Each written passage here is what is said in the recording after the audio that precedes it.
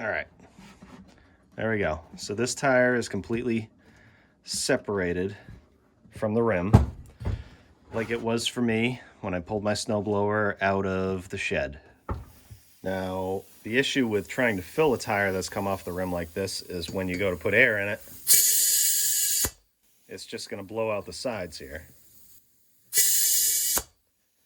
because it has no seal. So we got to get that tire to sit on that rim somehow. And what I'm going to do is take a tie-down strap like this,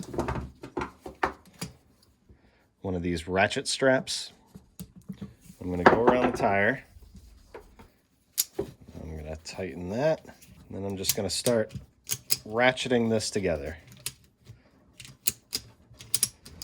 Now, as I ratchet this down, you're going to see it's going to spread the tire evenly against that rim. Just like that. Now, hopefully that tie-down strap pulled this tire in enough to push the edge up here. You could also take a rope and make a tourniquet and tighten it kind of like this. Put the rope around a screwdriver or something and tighten it so it does the same thing. Let's see if it fills. And it did.